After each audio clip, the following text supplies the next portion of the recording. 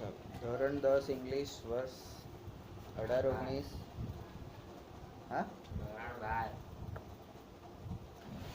ધોરણ 12 ઇંગ્લિશ વર્ષ 18-19, યુનિટ 2, એનું રીડ 2, સેપર સેપ્ડ. સેપર સેપ્ડ એટલે ઘડનારો ઘડાઈ ગયો.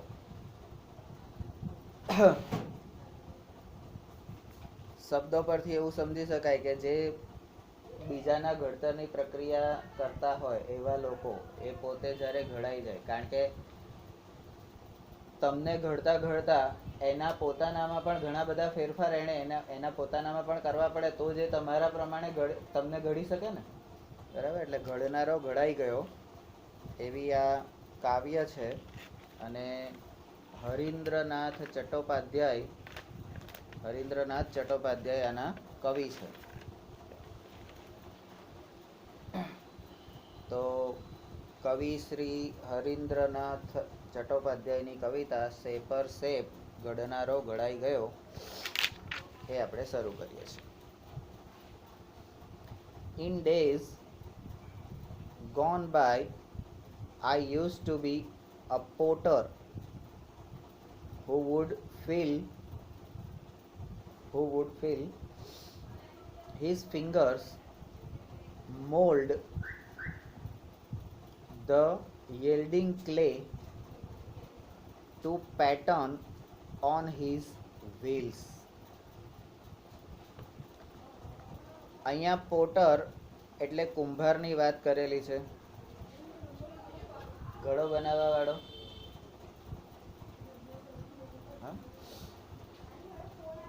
તો ભૂતકાળમાં હું એક કુંભકાર હતો. કુંભકાર એટલે કુંભાર હતો અને માનતો હતો કે મારી આંગળીઓ લચીલી માટીને, યેલ્ડિંગ ક્લે, લચીલી, આપણે યેલ્ડિંગ એટલે ચીસો પાડતું, રડતું, બૂમો પાડતું, આવા બધા એના મતલબથી આપણે પરિચિત છે. પણ અહીંયા યેલ્ડિંગ એટલે લચીલી માટી. લચીલી માટી એટલે એ માટી કેવી હોય? તો એ માટીને એટલી બધી મસળવામાં આવી હોય, એટલી બધી એને લસોટવામાં આવી હોય, એની પર એટલી બધી પ્રક્રિયા થઈ હોય કે માટીનું જે ઓરિજિનલ સત્વ જે હોય એ આખો એનો ગુણધર્મ બદલાઈ ગયો હોય. જ્યારે કુંભાર નદીએથી કે ક્યાંયથી માટી લઈ આવે છે ત્યારે એ માટી જે હોય છે એ એમાંથી ડાયરેક્ટ ઘડો બને નહીં. ઘડો બનાવવા માટે માટીને રગદોડવી પડે, લસોટવી પડે, ચાકડે ચઢાવવી પડે, આંગળીથી ટીપવી પડે, ઘણું બધું કરવું પડે, ત્યાર પછી એનો ઘડો બને છે, બરાબર. અને અહીંયા આગળ આપણે બધાને આઈને તરત રિઝલ્ટ જોઈતું હોય છે. અહીંયા પણ આપણે કુંભાર જેવી પ્રક્રિયા કરીએ છીએ ને, ટીપવાનું, મચેડવાનું, બાજુમાં બેઠા હોય તો કાન મચડી નાખે, ચૂંટલો બદલે,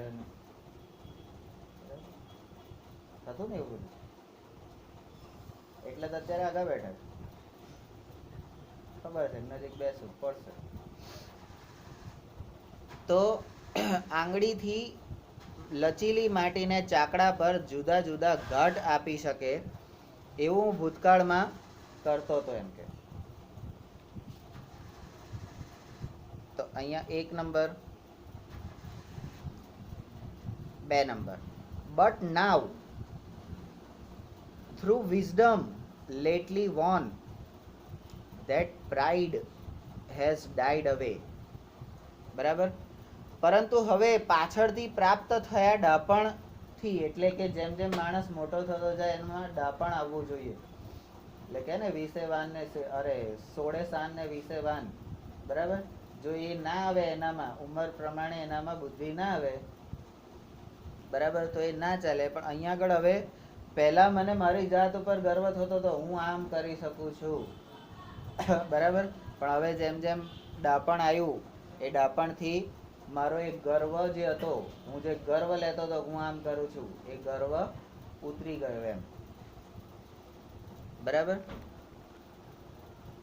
number 3, I have ceased to be the potter and have learned to be the clay.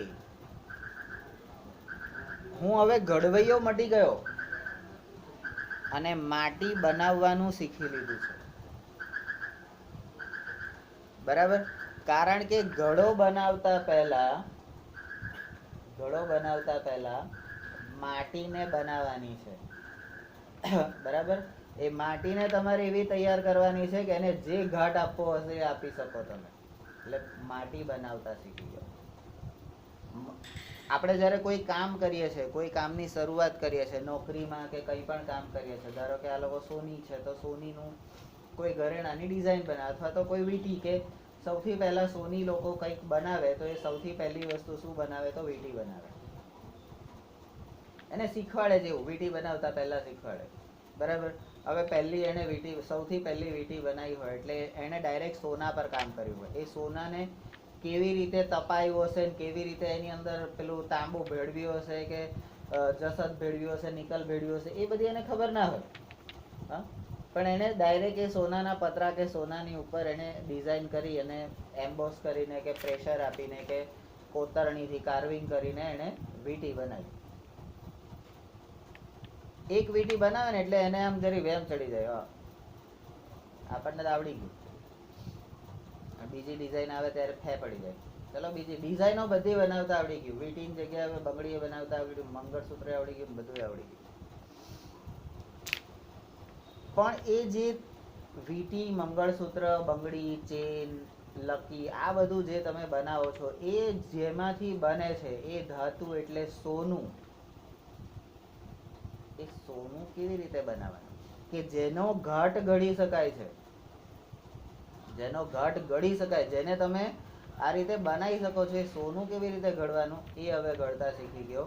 અને મારું જે અભિમાન હતું હું આમ કરી શકું છું એ જતું રહ્યું. બરાબર. અને હું હવે માટી બનાવતા શીખી ગયો. Number 4. In other days I used to be a poet. Poet એટલે કવિ. Through whose pen innumerable songs would come to win the heart of man. ગત દિવસોમાં હું એક કવિ હતો. આપણે કહેતા પેલો તારક મહેતામાં ભીડે ગયા ને, અમારે જમાને મેં, એટલે અમુક લોકો કહેતા પહેલા હું રાજા હતો. ભાઈ હતો તું, હવે શું છે, અત્યારે શું નથી. બરાબર. પહેલા મને મારા પપ્પા રોજ ફરવા લઈ જતા હતા, અત્યારે લઈ જાય છે. પહેલા તને રોજ સાયકલ ઉપર ફેરવા લઈ જતા હશે અથવા ઉચકીને બધા લઈ જતા હશે, અત્યારે લઈ જાય છે.